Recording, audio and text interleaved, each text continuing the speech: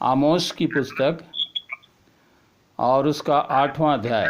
पुराने नियम में जो भविष्यवक्ताओं की पुस्तक आती है उसमें पुराने नियम में 1072 पृष्ठ संख्या में होगा आमोस की पुस्तक। 8 अध्याय उसके 11 और 12 वचन को पढ़ेंगे। आमोस की पुस्तक। हाँ, परमेश्वर यहोवा की यह वाणी है। ओके। ऐसे दिन आते हैं जब मैं इस देश में महंगी करूंगा, उसमें ना तो अन्न की भूख और ना पानी की प्यास होगी, परंतु यहोवा के वचनों के सुनने ही से भूख प्यास होगी। लोग यहोवा के वचन की खोज में समुद्र से समुद्र तक और उत्तर से पूरब तक मारे मारे करेंगे, परंतु उसको ना पाएंगे। आमीन, हालेलुया, हालेलुया। सो छोटी सी प्रार्थना करेंगे प्रियो, प्रभु की सामर्थ को मांगे ताकि प्रभु अपनी सामर्थ के द्वारा अपने वचन के प्रकाश हमें दे। धन्यवाद कि प्रभु सनातन परमेश्वर एक बार फिर से आपके चरणों के पास हैं प्रभु, और इस सुंदर समय के लिए, सुंदर दिन के लिए, संध्या की घड़ी हम आपके चरणों में इकट्ठे हुए हैं। धन्यवाद देते हैं प्रभु, आपके बच्चों ने, आपके चुने हुए दास दासियों ने आपके उस महान उस प्रेम को दर्शाते हुए, आपके उस महानता को प्रकट करते हुए स्तुति और आराधना प्रभु जी भजनों के द्वारा से किया है और आपने उसे स्वीकार किया है प्रभु। अब जब हम आपके चरणों में हैं पिता, ताकि हम थोड़ी देर आपके वचन से कुछ बातों को सीखें, आप अपने पवित्र आत्मा के सामर्थ के द्वारा अपने वचन के गुण बातों को हम पर प्रकट कीजिए। हमारी सहायता करें प्रभु, ताकि आपका जो जीता और सच्चा वचन है वो हम सब के हृदय में, प्यार प्रभु जी महान पिता परमेश्वर अपना प्रकाश डाले और अपने वचन के गुण बातों को पवित्र आत्मा की सामर्थ से आप हम पर प्रकट कीजिए। आप स्वयं हमसे बातचीत करें पिता, प्रभु यीशु के मीठे पवित्र नाम से मांगते हैं, आमीन, आमीन, आमीन।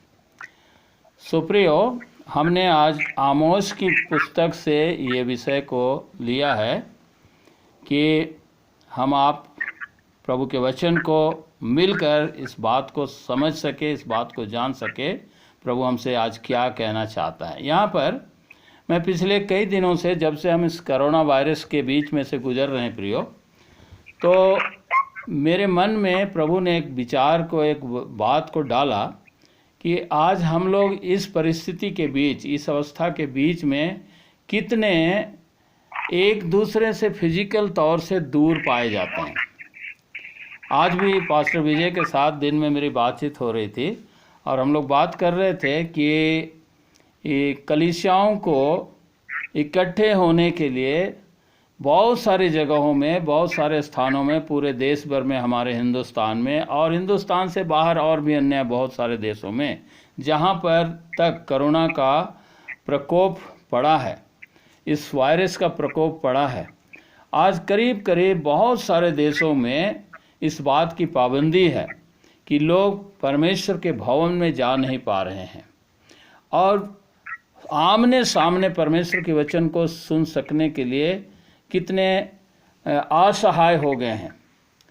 फिर भी प्रियो, हम लोग धन्यवाद देते हैं आज के इस वक्त, आज के इस समय के लिए कि आज हमारे पास इंटरनेट के माध्यम से और ऑडियो और वीडियो के माध्यम से हम लोग एक दूसरे से जुड़े हुए हैं प्रियो। लेकिन यही बात हमारे साथ हमेशा बनी रहे, ये बात उचित नहीं है, परमेश्वर के विचार में ये बात नहीं है।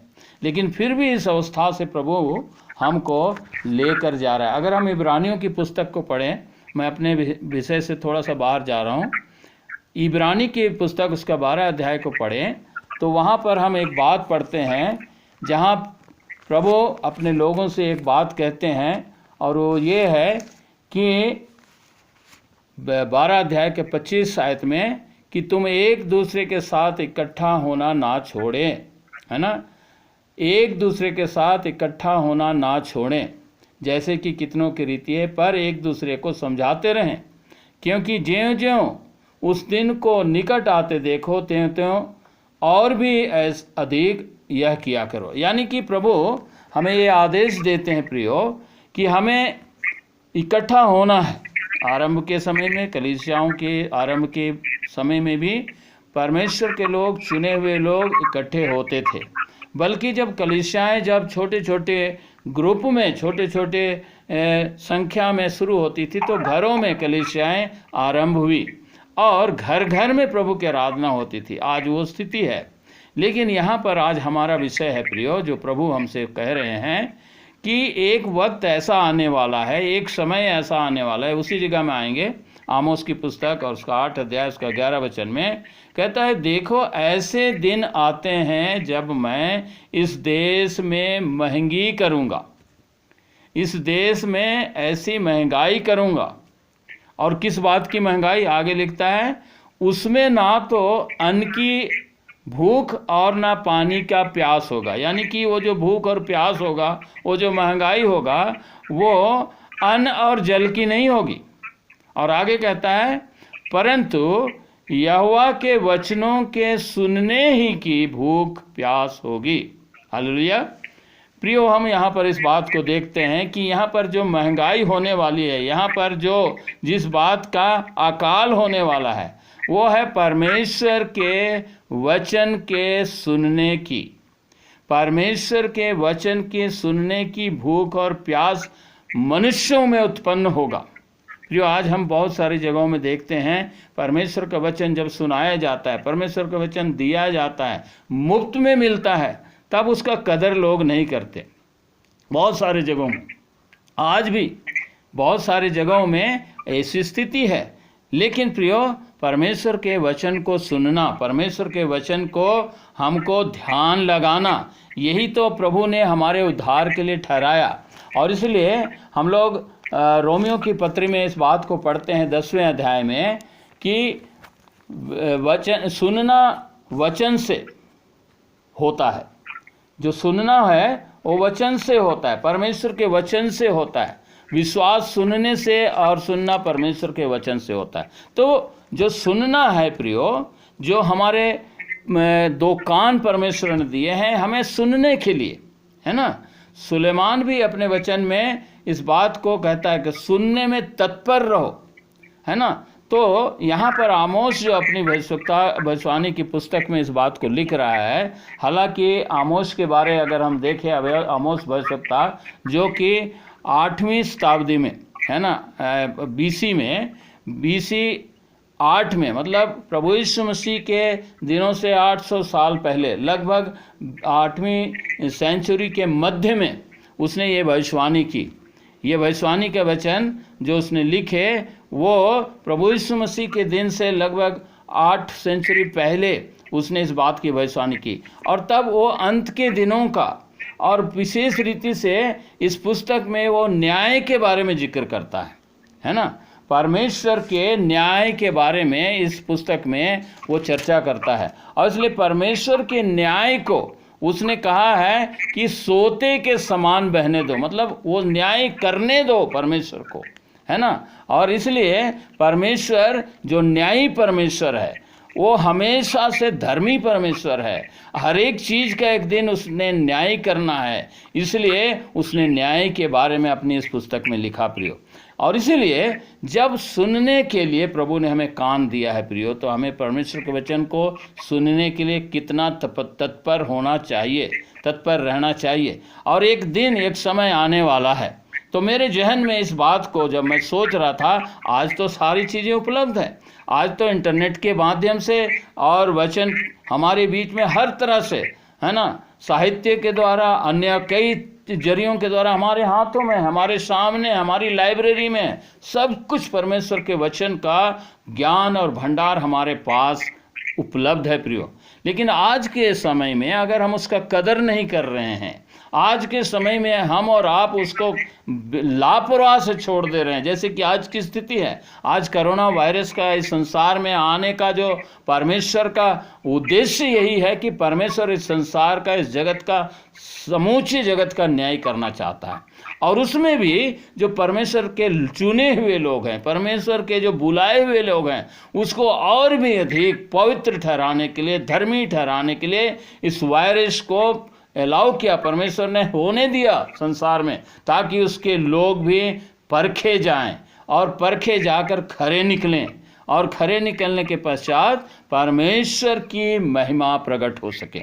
और इसलिए प्रियो, यहाँ पर जब ये बात लिखता है आमोस, तो कहता है यहोवा के वचन के सुनने ही की भूख और प्यास होगी। तो एक वक्त आएगा, एक समय आएगा, वो कब? जब इसका अकाल होगा, जब हमें उपलब्ध नहीं होगा। तो वो दिन कैसा होगा प्रियो?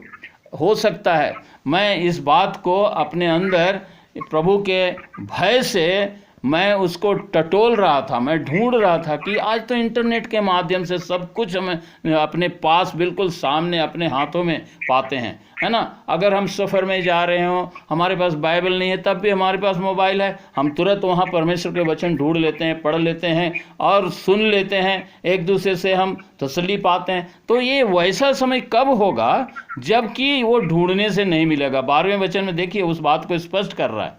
12वां वचन आगे कह रहा है, लोग यहोवा के वचन को खोज में समुद्र से समुद्र तक और उत्तर से पूरब तक मारे मारे फिरेंगे, परंतु उनको ना पाएंगे, उसको ना पाएंगे, उस वचन को नहीं पाएंगे। वो ढूंढेंगे समुद्र से समुद्र तक, है ना, वो ढूंढेंगे उत्तर से पूरब तक, वो ढूंढेंगे और नहीं पाएंगे। कैसा वो समय आएगा प्रियो। लेकिन इन सब बातों का जो कारण है, उसका जो वजह है वो क्या है, उसका कारण क्या है? हम कुछ एक उदाहरण पुराने नियम से देख सकते हैं। देखिए, परमेश्वर के वचन का परमेश्वर के लोगों के बीच, परमेश्वर के चुने हुओं के बीच में नहीं प्रकट होने का वजह या कारण क्या था। पहला उदाहरण हम देख सकते हैं एली जो याजक था उस समय के बारे में। आप देखिए पहला सामुएल उसका 3रा अध्याय को, पहला सामुएल और उसका 3रा अध्याय। वहाँ पर हम देखते हैं प्रियो कि परमेश्वर का वचन उस वक्त में भी दुर्लभ था। परमेश्वर का वचन दुर्लभ था, यानी कि परमेश्वर उन लोगों से, इस्राएलियों में जो याजक थे, उनसे परमेश्वर बातें बंद कर दिया था। यहाँ पर 3रे अध्याय के पहले वचन में लिखा है कि वह बालक सामुएल एली के सामने यहोवा की सेवा टहल करता था। उन दिनों में यहोवा का वचन दुर्लभ था। और ध्यान दीजिए आखिरी लाइन में क्या कहता है, और दर्शन कम मिलता था। यानी कि परमेश्वर का वचन का दर्शन नहीं होता था, परमेश्वर उनसे बातें नहीं करता था, है ना, परमेश्वर उनको दर्शन नहीं देता था, है ना। जैसे मूसा के दिनों में देता था, जैसे अपने अब्राहम के दिनों में परमेश्वर उनको दर्शन देता रहा, है ना, इसहाक को और याकूब को सबको दर्शन। लेकिन यहाँ पर हम देखते हैं कि जो एली याजक के समय काल में वचन दुर्लभ हो गया। उसके कारण क्या था, उसका वजह क्या था प्रियो? इस्राएलियों के बीच में गुनाह थी, इस्राएलियों के बीच में पाप था। यहीं पर अगर आप देखेंगे तो 2रे अध्याय और उसका 12 वचन में लिखा है, 2रा अध्याय उसका 12 वचन